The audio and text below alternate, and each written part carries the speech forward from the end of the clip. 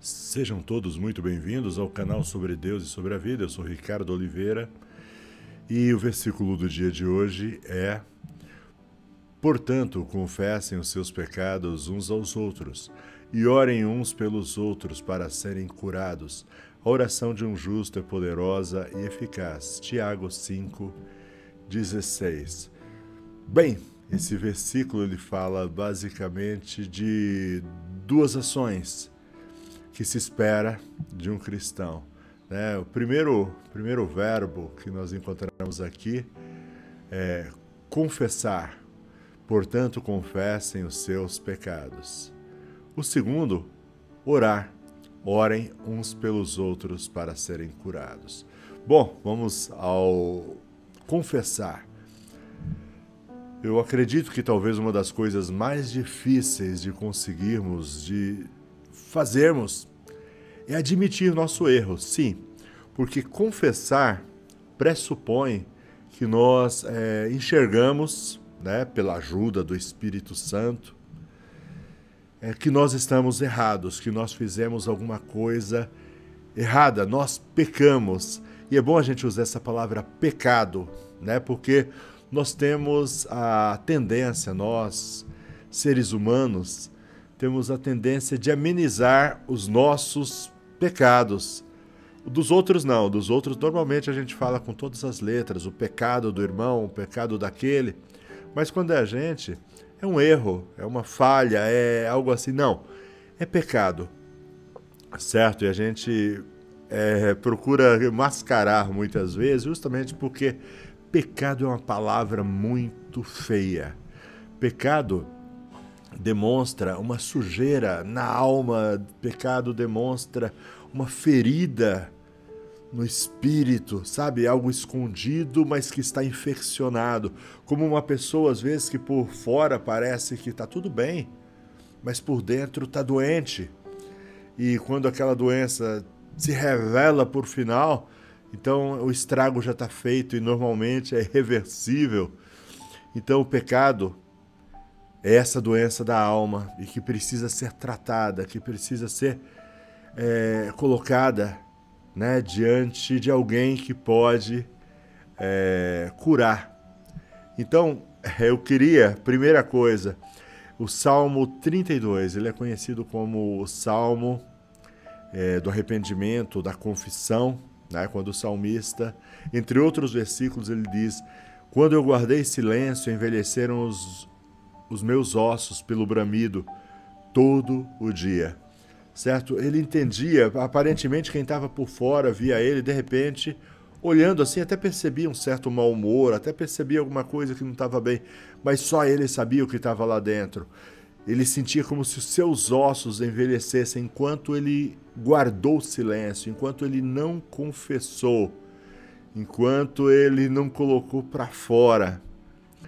E aí, no versículo 5 diz assim: confessei-te o meu pecado e a minha maldade não encobri. Dizia eu: confessarei ao Senhor as minhas transgressões e tu perdoaste a maldade do meu pecado.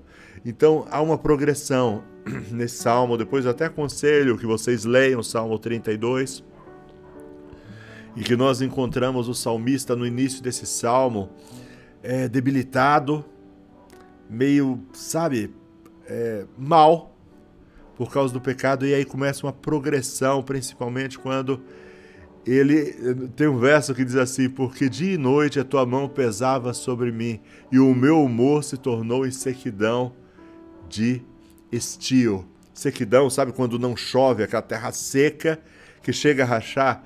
Ele compara o humor dele, a vida dele a essa terra seca, porque nós fomos feitos, principalmente você que já tem um relacionamento com Deus, eu que já tenho um relacionamento com Deus, nós somos feitos para andar com Deus. Só que tem uma coisa que nos separa de Deus, é o pecado. E quando nós permitimos que o pecado tome conta de nossos corações, nós deixamos de sentir a presença de Deus. Como o salmista diz: olha, meu humor se tornou em sequidão, como uma terra seca. Até que eu confessei, Até que confessei o meu pecado e minha maldade, e o Senhor teve misericórdia dele. certo? Confessar. Ah, mas alguém pode pensar assim, pelo que eu estou entendendo, confessar é confessar a Deus. Sim, inclusive em João diz assim, 1 João 1,9, primeira epístola de João 1,9 diz assim: se confessarmos os nossos pecados, Ele é fiel e justo para nos perdoar os pecados e nos purificar de toda injustiça. Sim, quando o nosso pecado é diante de Deus, quando o nosso pecado diz respeito ao nosso relacionamento com Deus, confesse seu pecado a Deus. Porém, algumas vezes nós pecamos contra outras pessoas. Então, nesse caso, não adianta eu pedir perdão a Deus, eu confessar diante de Deus, eu tenho que me retratar com essa pessoa.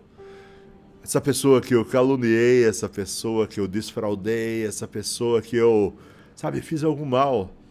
Lembra da história de Zaqueu, quando ele se converte? Ele diz, olha, se em alguma coisa eu tenho desfraudado alguém, eu vou restituí-lo. Então, quando a gente peca contra Deus, é entre nós e Deus, mas quando nós pecamos contra o nosso próximo, mas ele não é nem da igreja, não é nem meu irmão, principalmente esse, ele tem que ver em nós a luz de Cristo todos os dias de nossas vidas. Tem um provérbio que diz, o que encobre suas transgressões nunca prosperará, mas o que confessa e deixa alcançará misericórdia. Confessar e deixar, tá certo? Não voltar atrás, porque não tem coisa mais desagradável do que você admitir. A gente começou falando sobre isso. Não há nada mais desagradável do que eu admitir que estou errado, correto? Então, para que eu não tenha que estar todo dia confessando, então vamos deixar, vamos fazer por onde lutar para andarmos em santidade diante de Deus, em justiça diante de Deus, porque agora o segundo verbo, orem uns pelos outros para serem curados. Alguém confessou um pecado? Você soube que alguém, está em pecado, essa pessoa confessou, se arrependeu? Então, ore uns pelos outros, perdoa, libera perdão, tá certo? Entrem juntos, somos irmãos, devemos orar uns pelos outros, ajudar uns aos outros a trilhar o nosso caminho, tá certo? Porque juntos chegaremos à glória, ao céu, à salvação. E diz assim, a oração de um justo é poderosa e eficaz. Nas versões mais antigas, eu acho muito bonito, a oração de um justo pode muito em seus efeitos. Quando você confessou, e automaticamente você confessou porque se arrependeu, automaticamente você não tem que fazer penitência, você não tem que fazer nada, é confessar, arrepender, você já é justificado. A partir desse momento, a sua oração se torna poderosa e eficaz.